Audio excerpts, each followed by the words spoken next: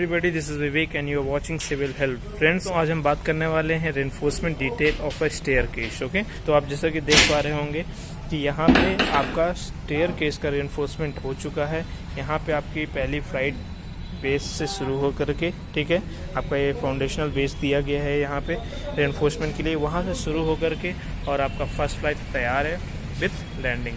तो मैं आपको इसकी पूरी इन्फोर्समेंट डिटेल्स बताऊंगा कि क्या किया जाता है और कैसे किया जाता है, ठीक, कहाँ पे आपका एक्स्ट्रा डॉवल लिया जाएगा, कहाँ पे आपके एक्स्ट्रा बार्स ली जाएंगी, कहाँ पे आपका सीजर बनेगा, कहाँ पे आपका जो एक्स्ट्रा डॉवल होगा वो टर्मिनेट होगा। Okay guys, so lot to discuss, lot to know, बने रहिए मेरे साथ वीडियो के अंत तक। उससे पहले दोस्तों, जैसा कि हमें पता है कि हमने जनरली दो टाइप की आपकी सीढ़ियाँ देखी होंगी। एक होती है आपकी staircase with waste slab and एक होती है आपकी staircase without waste slab. Waste slab का मतलब आपका ये आपका बेस प्रोवाइड किया जाता है, इंक्लाइन पूरा, ठीक है, तो ये इसको बेस स्लैब भी बोला जाता है। किसी स्टेयरकेस में इसको प्रोवाइड किया जाता है, और अगर आपका जो चेन रेनफोर्समेंट जिस स्टेयरकेस में होती है उसमें इस चीज़ को नहीं प्रोवाइड किया जाता है। तो आप यहाँ देख पा रहे हैं कि यहाँ पे वेस्ट स्लैब है और यहाँ पे आपकी इसमें बेस की तरह एक ढलाई होगी। जब भी आपको स्टेयरकेस डिज़ाइन करना होता है तो सबसे बेसिक स्टेप होता है उसका फाउंडेशनल, ठीक है, उसका फाउंडेशन बहुत अच्छे से दिया हुआ होना चाहिए।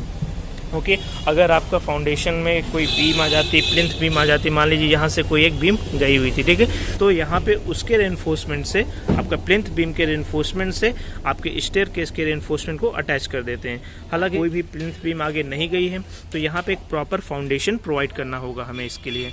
ओके दोस्तों, तो आप देख रहे हैं कि यहाँ पे लगभग 1 मीटर या 1 से 1.5 मीटर भी हो सकता है, उतना आपका यहाँ पे एक पिट डिग किया जाता है, ठीक, या एक एक्सकेवेशन किया जाता है यहाँ पे उतना। और उसके बाद नीचे आप यहाँ पे देख पा रहे होंगे कि नीचे यहाँ पे आपकी ब्रिक्स रखी गई हैं। तो ये इस पर्पज़ के लिए रखी गई है कि इसको एक प्रॉपर सपोर्ट मिल सके। नीचे जो आपका होगा 4 से 6 इंच का पीसीसी वर्क दिया जाता है। पहले एकदम मतलब कि आपका एक बेस बनाया जाता है, स्टोन्स को ढक करके या उसमें धुरबस मार करके उसको बराबर किया जाता है। उसके बाद आपका पीसीसी वर्क किया जाता है, ठीक है। पीसीसी वर्क करने के बाद आपका ये रेनफोर्समेंट प्रोवाइड किया जाता है। पर यहाँ पे अभी फ़िलहाल सपोर्ट पर्पज़ के लिए इसमें आपका ईंटें रख दिए गए हैं या ब्रिक्स प्रोवाइड कर दी गई हैं। बात करें इसके रेनफोर्समेंट की, तो आप देख सकते हैं कि यहाँ पे बेसिकली आपको जो प्रोवाइड करना होता है as a main bar minimum 12 mm की बार्स प्रोवाइड की जाती है, ठीक है। तो मेन बार जो होंगी वो मिनिमम 12 mm की होनी चाहिए, और आपकी जो ये डिस्ट्रीब्यूशन बार है या क्रॉस बार है वो आप दे सकते हैं 8 mm की भी दे सकते हैं और 10 mm की भी दे सकते हैं। तो यहाँ पे जो प्रोवाइड किया गया मेन बार्स आपकी 12 mm की है, और जो डिस्ट्रीब्यूशन बार है वो है आपकी 8 mm की, ठीक है। जो आपकी main bar to main bar distance रखी गई है, ठीक है, इन दोनों के बीच में डिस्टेंस वो ली गई है 100 mm, और जो डिस्ट्रीब्यूशन बार के बीच में डिस्टेंस रखा गया है उसको लिया गया है आपका 200 mm। ओके दोस्तों, जो मेन बार हैं आपकी वो आप देख पा रहे होंगे कंटिन्यूसली आपकी फाउंडेशन से शुरू हुई हैं, ठीक है। यहाँ पे एनकरेज प्रोवाइड किया गया है, फाउंडेशन से शुरू होकर के ये कंटिन्यूसली गई हैं आपकी मेन फर्स्ट लैंडिंग तक, ठीक है। तो आपकी फर्स्ट फ्लाइट में जो मेन बार्स होंगी वो आपकी कहाँ से शुरू होंगी, वो शुरू होंगी आपकी फाउंडेशन से, ठीक है। फाउंडेशन से शुरू होकर के वो जाएंगी आपकी लैंडिंग, फर्स्ट लैंडिंग तक, ठीक है। तो यहाँ पे मेन बार्स का डिस्टेंस जो रखा गया है वो 100 mm रखा गया है, ये आपकी मेन बार्स हैं, ठीक है, और ये आपकी डिस्ट्रीब्यूशन बार है। तो जो मेन बार्स के बीच में डिस्टेंस है वो 100 mm है, और डिस्ट्रीब्यूशन बार्स के बीच में जो डिस्टेंस है वह आपका रखा गया है 200 mm। ओके, नाउ मैं आपको बताना चाहूँगा दोस्तों कि यहाँ पे देख पा रहे होंगे कि यहाँ पे डबल रेनफोर्समेंट जैसा प्रोवाइड किया गया है। दोस्तों ये क्या है आपका, ये इन्हें एक्स्ट्रा डॉवल बोलते हैं, ठीक है। ये आपके डॉवल्स हैं, ये डॉवल्स हैं आपकी, जो आपकी नीचे यही फाउंडेशन से इनको अटैच किया गया है, ठीक, और इसको फिर मोड़ा गया है यहाँ से। ओके, तो ये आपका यहाँ इनके बीच में जो डिस्टेंस होता है आपका फर्स्ट मैश और सेकेंड मैश, वो मिनिमम आपका 2.5 से 3 इंच होता है, या आपका 3 इंच लगभग लिया जाता है। और इसको सपोर्ट करने के लिए आपका देख पा रहे हैं ये चेयर, तो यहाँ पे आपका चेयर प्रोवाइड किया गया है ताकि आपका फर्स्ट मैश और सेकेंड मैश के बीच में एक प्रॉपर डिस्टेंस मेंटेन किया जा सके और वो आपका डिस्टेंस बना रहे, ताकि ढलाई के वक्त आपकी जो रेनफोर्समेंट है, आपकी मैश हैं, वो एक दूसरे में जाके अटैच ना हो जाए।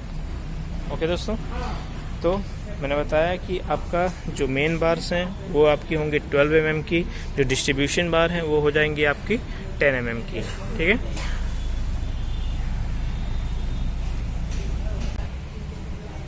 दोस्तों डबल रिइंफोर्समेंट हुई है। ठीक है, आपका ये टॉप है, टॉप में से, और ये आपका बॉटम में से।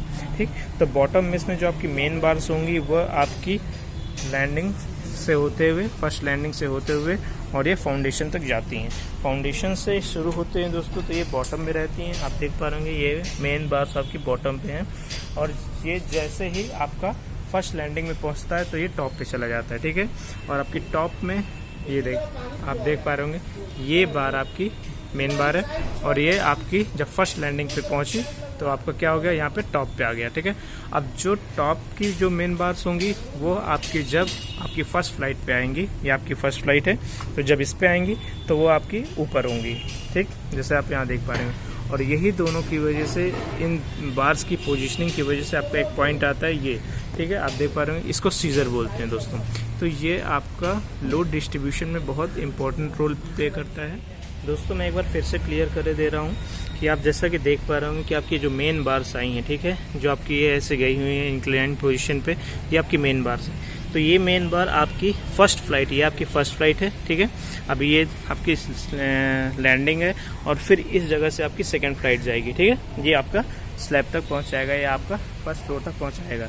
तो दोस्तों आपकी जो फर्स्ट फ्लाइट से मेन बार्स आती हैं, तो मेन बार्स आपकी फर्स्ट फ्लाइट में आपकी होती हैं बॉटम में। ठीक है, जैसे आप देख पा रहे होंगे बॉटम से होती हुई सारी बार्स आई हैं, और जैसे ही ये फर्स्ट लैंडिंग पे आपके आती हैं तो ये हो जाती हैं आपकी टॉप में। ठीक, तो ये देखिए, देख पा रहे होंगे ये आपका मेन बार है, ये आई और यहाँ से बेंड हुआ।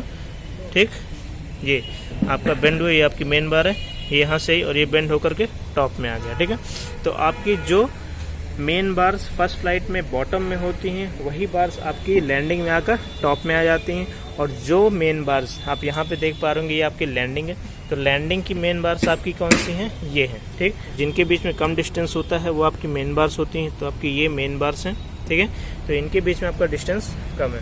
तो यहाँ पे आप देख पा रहे हैं कि आपकी जो मेन बार्स लैंडिंग की है, ठीक है, वो आपकी गई हैं, और फर्स्ट फ्लाइट में वो टॉप बार्स टॉप पे चली गई हैं। ठीक, तो उसकी वजह से एक पोजीशन क्रिएट होती है, आप देख पा रहे हैं। तो एक सीजर जैसी पोजीशन, ये आपका पॉइंट सीजर पॉइंट इसको बोला जाता है। ठीक है, क्रॉस पॉइंट, एक कैंची की तरह पॉइंट बन जाता है, इसको सीजर पॉइंट बोला जाता है। ये आपका लोड डिस्ट्रीब्यूशन में बहुत हेल्पफुल होता है। ओके गाइस, नाउ मैं आपको बताना चाहूँगा कि यहाँ पे जैसा कि एक वीक पॉइंट क्रिएट हो जाता है, वीक या बोल सकते हैं आपका कि यहाँ पे डबल मेश प्रोवाइड किया गया ऊपर भी और नीचे भी। तो यहाँ पे आपका क्या हो जाता है, एक पॉइंट ऐसा आता है जो जहाँ पे रेनफोर्समेंट आपकी मिनिमम हो जाती है। ठीक है, या बोल सकते हैं कि डबल नहीं रह जाती है। तो उस चीज़ को पॉप अप करने के लिए आपकी एक्स्ट्रा डबल बार्स प्रोवाइड की जाती हैं। आप यहाँ से देख पा रहे होंगे ये बार्स आपकी आई हैं टॉप में, ये आपका लैंडिंग है। ठीक है, तो इस लैंडिंग की जो टॉप से आई हुई हैं और इसको मोड़ करके यहाँ तक गई हैं, उसके बाद ये टर्मिनेट हो गई हैं। इसी तरह नीचे से भी बार्स आई हैं, फाउंडेशन से इनको अटैच किया गया डबल बार्स को, और वहाँ तक आई हैं। इनकी डिस्टेंस होती है आपकी 60D। 60D मतलब D आपका हो गया डायमीटर ऑफ बार, और 60 हो गया आपका mm। ठीक है, तो 60D के डिस्टेंस तक आती हैं और वहाँ पे ख़त्म हो जाती हैं। तो ये आपका जो टर्मिनेशन पॉइंट होगा वो 60D पे होगा, बॉटम से भी 60D पे होगा और ऊपर से भी 60D पे होगा, बीच में आपका नहीं होगा।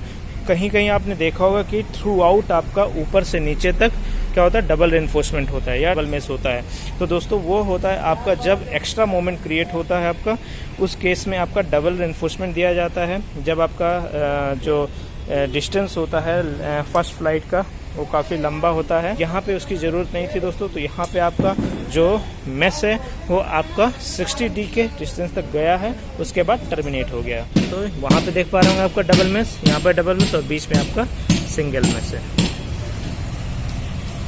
आप देख सकते हैं यहाँ पे कि इस लैंडिंग को पूरा रेस्ट कराया गया आपकी इस बीम पे।